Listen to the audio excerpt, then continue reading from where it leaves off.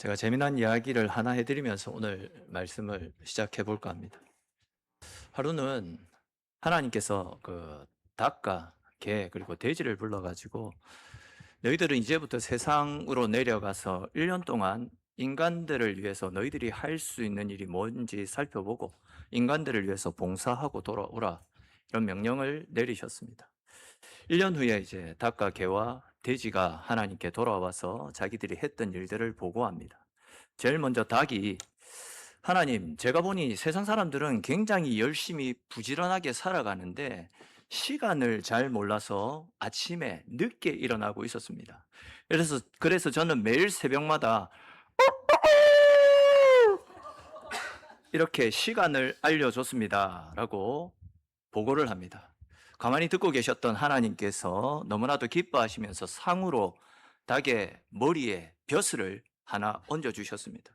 이 닭벼슬이 하나님께 받은 겁니다. 그래서 이제 이 닭은 하나님께 받은 이 벼슬이 너무 자랑스럽기 때문에 길을 걸을 때마다, 거리를 다닐 때마다 항상 고개를 흔들면서 자기 벼슬을 자랑하며 다니게 되었다라고 합니다. 이제 두 번째로 개가 와서 하나님께 보고를 합니다. 하나님, 제가 보니까 세상에는 도둑이 참 많이 있었습니다. 그래서 그 도둑들 때문에 사람들이 항상 불안해하며 살고 있었습니다. 그래서 저는 이상한 사람들이 보이면 항상 멍멍멍멍 힘껏 짖었습니다. 제가 다른 교회 강대상에서 개소리를 짓기는 조금 실례인 것 같아서 개소리는 차마 못 내고 대신에 제가 극비를 하나 가르쳐 드리겠습니다. 하나님께서 그 개의 보고를 전해 듣고는 개를 너무나도 기특하게 생각하셔가지고 개에게 상을 하나 내리셨습니다. 원래 여러분 아시는지 모르겠는데 개가 원래 다리가 3개였습니다. 근데 하나님께서 이 개를 충성스럽게 여기셔서 다리 하나를 선물로 주셨습니다. 그래서 이제 하나님으로부터 다리를 새롭게 선물로 받았던 이 개가 4번째 다리가 너무나도 귀하고 소중했기 때문에 용변을 볼 때마다 이제 더러운 것이 묻지 않도록 다리를 하나 이렇게 들고 이렇게 용변을 보게 되었다라고 합니다. 세 번째로 이제 돼지가 보고를 합니다. 하나님, 제가 보니까 세상에는 할 일이 없었습니다. 그래서 저는 매일매일 먹고 자고 놀다가 왔습니다. 이런 보고를 합니다. 그렇게 돼지의 이야기를 가만히 듣고 계셨던 하나님께서 크게 진노하시면서 돼지의 주둥아리를 잘라버리라, 이런 명령을 내리셨습니다. 그리하여 돼지는 그때부터 주둥아리가 없어지고 코와 입이 붙어 있게 되었습니다. 이것 때문에 숨을 쉬기가 곤란해졌던 돼지는 항상 연습을 했는데 잘 안 되네요. 아무튼 이렇게 숨을 쉬게 되었다라고 합니다. 누군가가 뭐 웃으라고 만든 이야기겠지만 이렇게 이제 닭이나 개나 돼지 같은 동물들에게도 각각 목적과 사명이 주어진 것처럼 우리 모든 인간도 사명이 있다라는 사실을 알고 그 사명을 따라 살아가야만 합니다. 특별히 오늘 교사 헌신 예배를 맞아서 교사로서 사명을 받은 모든 선생님들에게 우리 주님께서 물으시는 것이 있습니다. 그것은 다른 것이 아닙니다. 너희는 내가 맡겨준 자녀 세대들을 위해서 무엇을 하고 있느냐? 이런 질문입니다. 잘 아시겠지만 우리 자녀들은 뭐 그냥 시간이 지난다라고 해가지고 저절로 믿음의 사람으로 자라가는 것이 아닙니다. 누군가 기도해 줘야 되고, 누군가 말씀을 심어 주어야 되고, 누군가 사랑으로 지속적으로 품어줄 수 있어야 됩니다. 또한 누군가가 알아주지 않는다 할지라도 사랑으로 섬겨야 되고, 눈에 보이는 당장의 열매가 더디게 나타난다 할지라도 포기하지 않고 기다려 주어야 합니다. 그렇기 때문에 오늘 이 시간이 단순히 교사들을 격려하고 교육기관의 사역들을 소개하는 그런 시간으로 그쳐서는 안 될 것입니다. 우리 하나님께서 우리에게 맡겨주신 자녀 세대의 영혼을 다시금 바라보고 그들을 위해 내가 무엇을 감당할 수 있는지 주님 앞에서 새롭게 물어보는 그런 시간이 될 수 있어야 될 것입니다. 더 나아가서 오늘 이 시간은 자녀 세대들을 향한 하나님 아버지의 마음을 바로 아는 시간이 될 수 있어야 됩니다. 그래서 하나님 아버지의 마음으로 자녀들을 위해서 기도하고 아버지의 마음으로 말씀을 가르치고 아버지의 마음으로 사랑으로 섬기는 새로운 변화와 결단이 일어날 수 있는 은혜로운 시간이 될 수 있기를 주님의 이름으로 축원합니다. 자, 오늘 본문 말씀을 보시면 하나님께서 주신 사명에 이끌려서 생명의 위협에도 불구하고 사람들의 반대에도 물러서지 않고 복음을 증거했던 사도 바울의 모습이 나타납니다. 우리는 이러한 사도 바울의 모습을 통해서 교회 안에 있는 연약한 성도들을 돌아보고 섬기는 사람들과 또한 자녀 세대들을 돌보고 섬기는 우리 선생님들이 어떤 마음의 자세로 우리에게 주신 이 사명들을 감당해야 되는지를 살펴보게 될 것입니다. 아시는 대로 이 바울과 바나바는 안디옥 교회로부터 파송을 받아서 선교 사역을 떠나게 되었습니다. 그리고 그 선교 사역을 통해서 많은 이방인들과 또 여기저기 각처에 흩어져 있던 유대인들에게 복음을 증거했습니다. 근데 이제 예수님을 인정하지 않았던 유대인들이 바울이 전하는 복음을 마땅하게 여깁니다. 그리하여서 그들이 바울이 복음을 전하는 곳곳으로 찾아와서 바울의 복음 전도 사역을 해방했습니다. 우리 이와 관련해서 오늘 본문 19절에 기록된 말씀 같이 한번 읽어봅시다. 오늘 본문 19절 말씀 같이 읽겠습니다. 유대인들이 안디옥과 이고니온에서 와서 무리를 충동하니 그들이 돌로 바울을 쳐서 죽은 줄로 알고 시외로 끌어내치니라. 아멘. 자, 말씀을 보시면 바울이 전하는 복음을 싫어했던 유대인들이 바울이 복음 전하는 곳곳으로 찾아와서 바울을 향해서 방해를 합니다. 복음 사역을 방해합니다. 이번에는 또 얼마나 많은 돌을 던졌든지 바울이 죽은 줄 알고 사람들이 바울의 시신을 들어다가 성 밖으로 내치는 장면도 나타나고 있습니다. 근데 이어지는 20절 말씀해 보니까 죽은 줄로 알았던 바울이 자리에서 일어나는 장면이 나타납니다. 여러분 생각을 해보십시오. 죽을 줄 알았던 사람이 일어나니까 사람들이 얼마나 놀라겠습니까? 근데 보시면 더 놀라운 일이 일어나고 있습니다. 그것이 무엇이냐면 죽은 줄 알았던 바울이 다시 일어나서 자기를 죽이려고 했던 그 사람들이 살고 있던 루스드라 성 안으로 다시금 들어가는 것을 볼 수 있습니다. 성경은 바울이 이 루스드라 성 안으로 들어가서 무엇을 했는지 자세히 설명하고 있지는 않습니다. 그러나 분명한 것은 바울은 고난과 두려움 때문에 사역의 자리를 물러나지 않았다라는 사실입니다.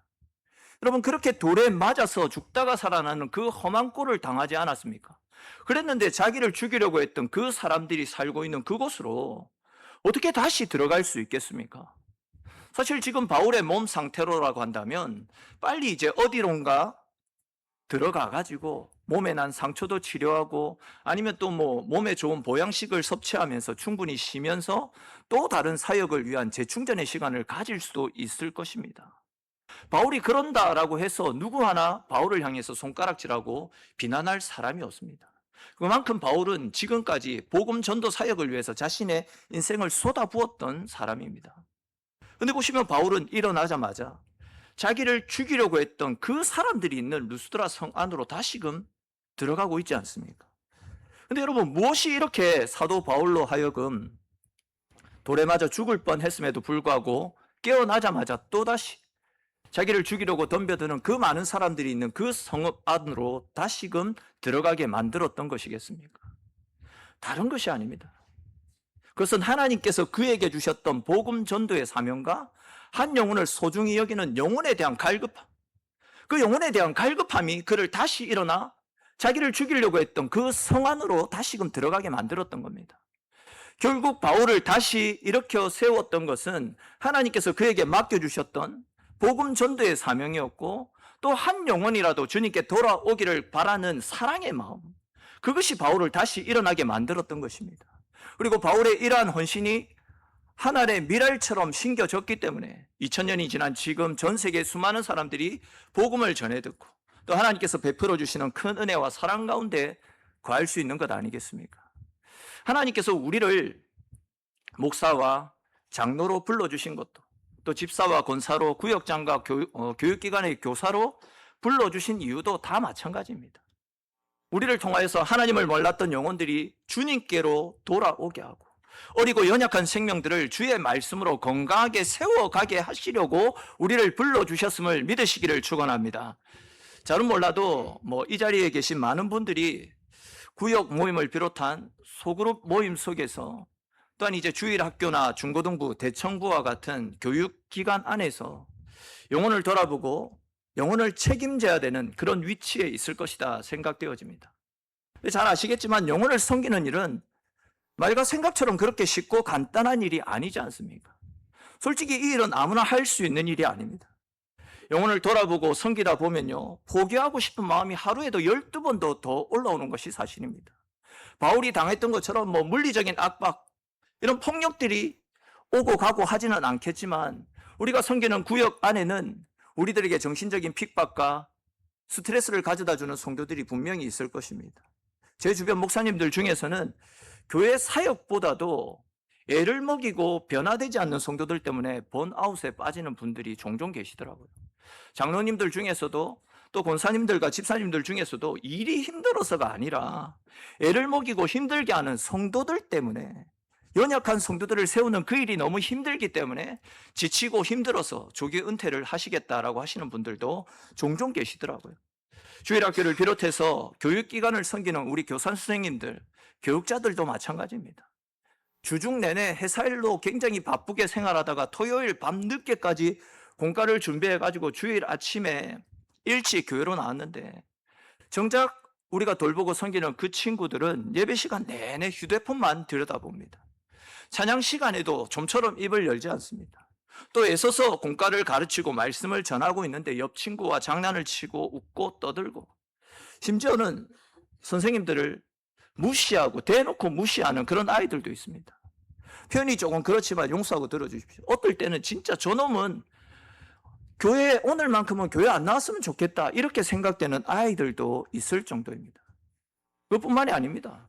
섬기는 아이가 예배에 자주 빠져서 부모님께 연락을 해보면 직분자의 자녀인데도 아이에게 교회 출석 때문에 부담을 주지 말라라고 말씀하시는 분들이 계십니다.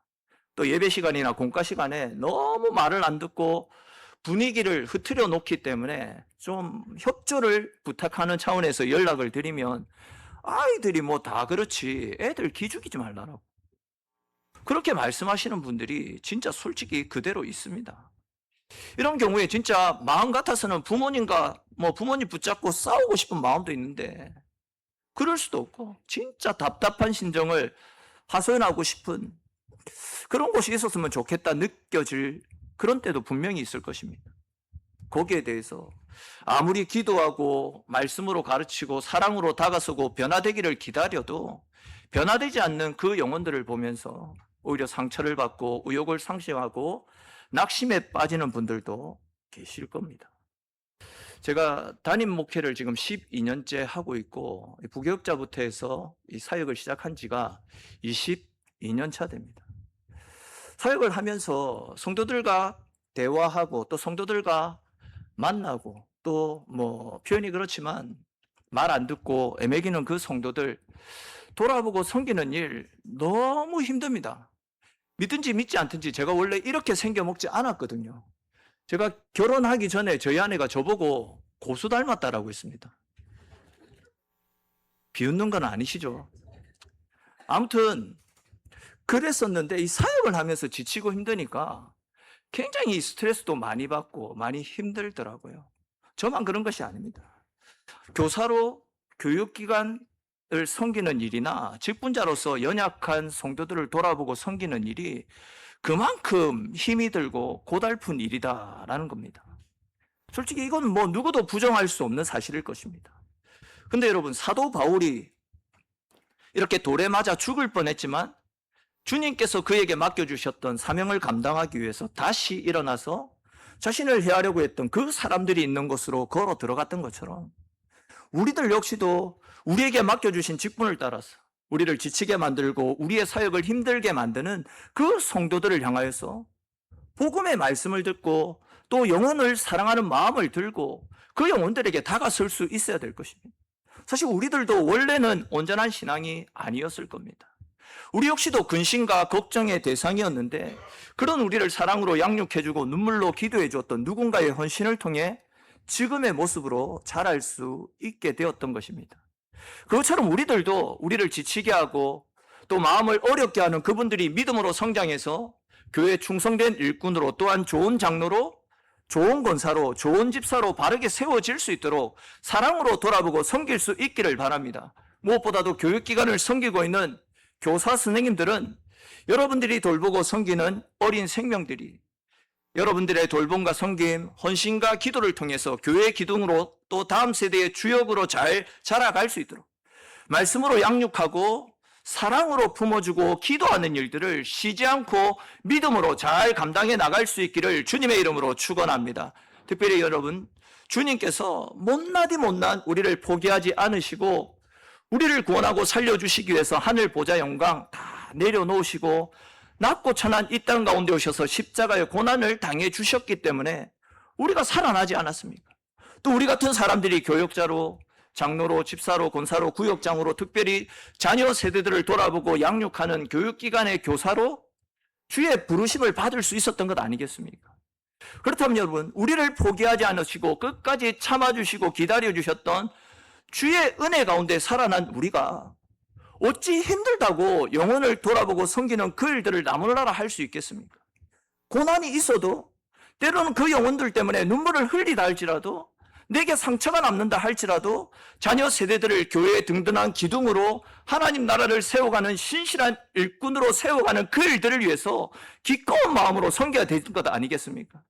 여러분들의 눈물의 기도와 헌신과 섬김이 자녀 세대들을 말씀으로 바르게 세우고 또 하나님이 기뻐하시는 믿음의 사람으로 세워져 갈 수 있다라고 한다면 여러분들도 사도 바울처럼 넘어진 자리에서 다시 일어나야 될 것이고 우리 예수님처럼 우리들의 돌봄과 사랑이 필요한 어린 생명들이 기다리고 있는 사역의 현장 속으로 기꺼운 마음으로 다가설 수 있어야 되는 것 아니겠습니까?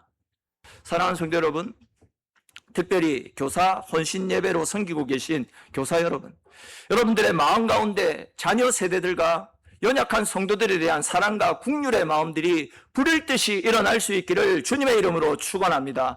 그 영혼들을 살리고자 하는 간절한 마음들이 여러분들의 심령 가운데 새롭게 일어날 수 있기를 주님의 이름으로 축원합니다. 그리고 그 마음을 가지고 사도 바울이 그랬던 것처럼 또한 우리 주님께서 그렇게 하셨던 것처럼 생명의 말씀이 필요한 영혼들, 돌봄과 섬김, 사랑이 필요한 마음, 영혼들을 기꺼운 마음으로 열심을 다해서 섬길 수 있기를 바랍니다. 그래야 해서 여러분들의 돌봄과 섬김, 여러분들의 눈물의 기도와 헌신을 먹고 자란 생명들이 주님의 사람으로 새롭게 변화되어져서 그들을 통해서 모라 3일 교회가 지금보다도 더 건강하고 복된 모습으로 세워져 갈 수 있게 되기를 주님의 이름으로 간절히 축원합니다. 이제 이 내용 하나만 더 간단하게 살펴보고 말씀을 마무리하겠습니다. 우리가 앞에서 살펴본 것처럼 사도 바울은 돌에 맞아 쓰러진 자리에서도 다시 일어나 또다시 자기를 죽이려고 했던 사람들이 있던 그 루스드라 성 안으로 달려 들어가지 않았습니까? 여러분, 이것이 무엇을 보여줍니까? 바울은 말로만 복음을 외쳤던 사람이 아님을 알 수 있습니다. 말로만 영혼을 사랑한다라고 말하는 사람이 아니었고 말로만 생명을 살리는 것이 중요하다 외치는 사람이 아니었습니다.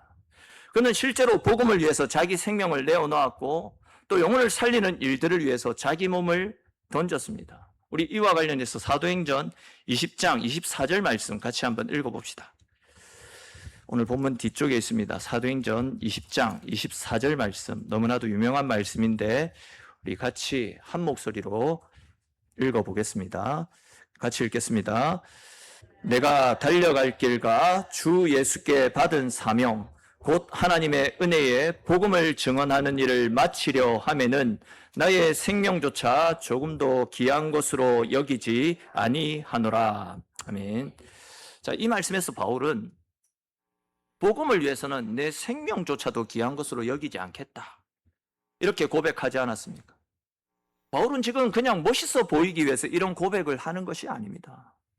우리가 앞에서 살펴보았듯이 그는 이미 루스드라 성 안에서 복음을 전하다가 사람들로부터 버림을 받았고 돌에 맞아 죽을 뻔한 위기를 넘겼습니다. 루스드라 성에서 뿐만이 아니라 다른 곳에서도 복음 때문에 수도 없이 죽음의 위기를 넘겼던 사람입니다. 그럼에도 불구하고 그는 포기하지 않았습니다.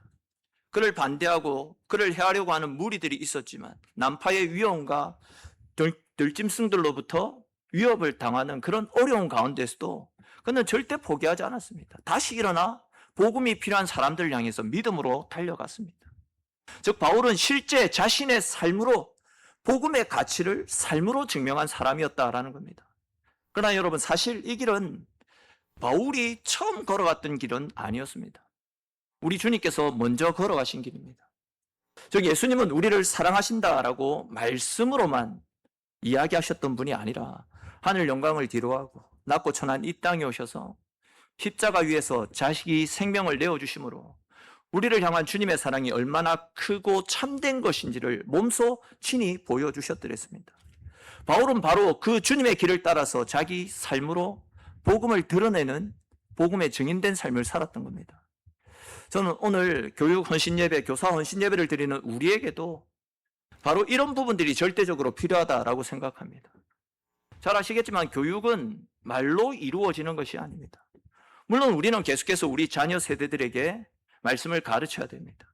기도를 가르쳐야 됩니다. 예배의 중요성을 가르쳐야 됩니다. 그러나 더 중요한 것은 앞에 서 있는 우리가 또한 가르치는 위치에 있는 우리가 먼저 말씀대로 살아가는 모습들을 우리 자녀들에게 보여줄 수 있어야 됩니다. 아이들은 절대 우리가 가르치는 말만 듣지 않습니다. 아이들은 우리의 삶을 들여다봅니다. 우리가 예배를 얼마나 귀하게 여기는지, 우리가 기도의 자리를 얼마나 사모하는지 아이들도 다 보고 있다는 겁니다. 또한 우리가 말씀 앞에서 얼마나 순종하려고 애쓰고 노력하고 있는지 우리 아이들이 안 보는 것 같죠. 다 들여다보고 있습니다. 만약 우리가 아이들에게 예배가 중요하다라고 가르치면서 정작 우리 자신은 예배의 자리를 가볍게 여기고 툭 하면 예배 시간에 지각하고 습관처럼 예배에 빠지게 된다라고 한다면 아이들은 우리가 전하는 말에 귀 기울이지 않습니다. 저희 교회에 있었던 일인데 죄송한 이야기지만 교회 이야기를 해서 죄송한데 우리 청년 교사가 11조를 안 드리는 친구입니다. 근데 몇 달 전부터 11조를 드리기 시작해서 제가 한번 불러서 그래 11조 생활하는데 어렵지 않나 뭐 그런 이야기를 하면서 격려를 하려고 불렀더니 그 친구가 하는 말이 이겁니다. 목사님, 제가 교사로 섬기다 보니까 11조를 안 하면 안 되겠더라고요. 그런 이야기를 합니다. 왜 그러냐라고 물어보니까 이제 공과 시간에 헌금과 관련된 공과를 가르쳐야 됐다라고 합니다. 근데 이제 저희 교회 같은 경우에는 헌금자 명단을 주보에 싣습니다. 근데 이제 자기가 가르치는 반 아이가 그 헌금자 명단을 계속 봤던 모양입니다. 그러니까 선생님이 헌금과 관련된 공과를 가르치는데 아이가 이런 이야기를 하더랍니다. 선생님 11조 안 드리죠? 뒤통수를 한 대 맞는 그런 느낌이 들었다라고 합니다. 백날 가르치는 것보다 내 삶으로 보여주는 것이 더 덕이 되겠구나. 그런 마음을 먹고 그때부터 해서 11조 생활을 시작하게 되었다라고 합니다.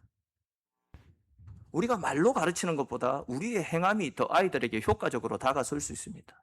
또 아이들에게는 기도해야 된다라고 이야기하면서 정작 우리는 기도의 자리를 외면하고 기도 없이 살아가게 된다라고 한다면 우리가 말하는 그 힘의 말에는 전혀 힘이 들어가지 않을 것입니다.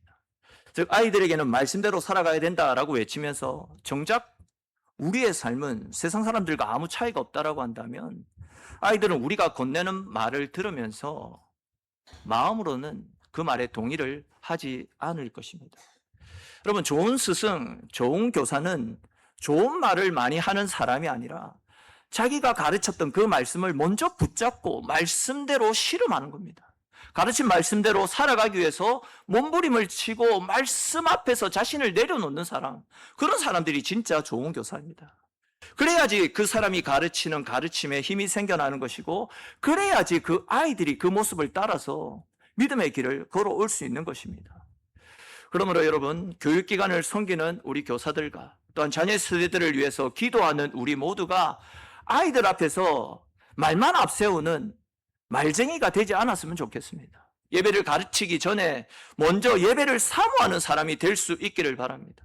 기도를 가르치기 전에 먼저 기도의 자리에 서서 무릎 꿇고 하나님을 찾는 사람이 될 수 있기를 바랍니다. 말씀을 가르치기 전에 먼저 말씀 앞에 순종하려고 몸부림치는 믿음의 사람이 될 수 있기를 바랍니다. 삶으로 복음을 보여주고 내 삶을 통해서 예배를 보여주고 믿음을 보여주는 저와 여러분들이 될 수 있기를 주님의 이름으로 축원합니다. 이제 말씀을 마무리하겠습니다.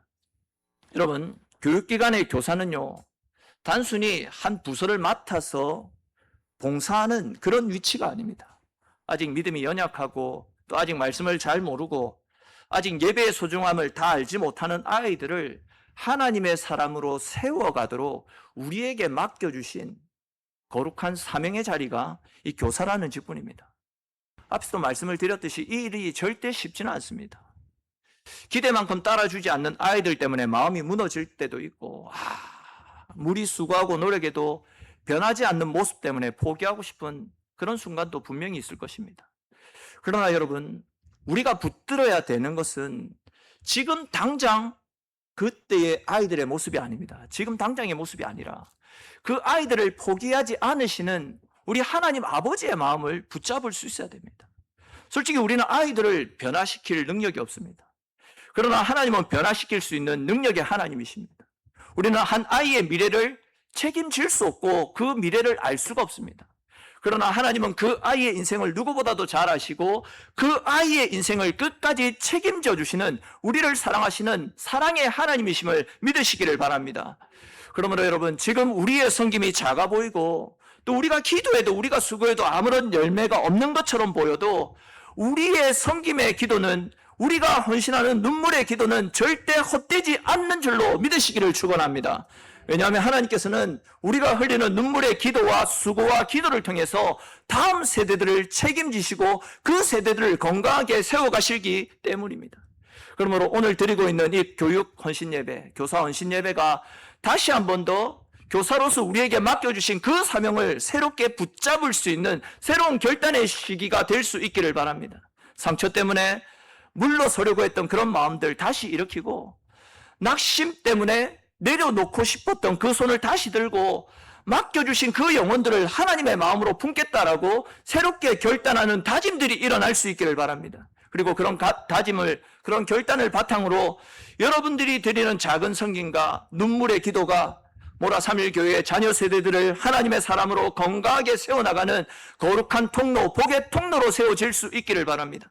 그래서 우리에게 맡겨주신 자녀 세대가 믿음의 뿌리를 깊이 내리고 하나님 나라의 귀한 일꾼으로 날마다 새롭게 세워져가는 하나님의 일하심을 날마다 목격할 수 있는 저와 여러분들이 되시기를 바랍니다. 그래야 해서 10년 후, 20년 후, 더 나아가서 주님 다시 오시는 그날까지 모라 3일 교회를 든든하게 세워나가는 믿음의 자녀들로 세워지는 거룩하고 복된 역사들이 여러분들의 성김과 헌신, 돌봄, 여러분들의 기도로 말미암아 날마다 더하는 축복이 있기를 주님의 이름으로 축원합니다.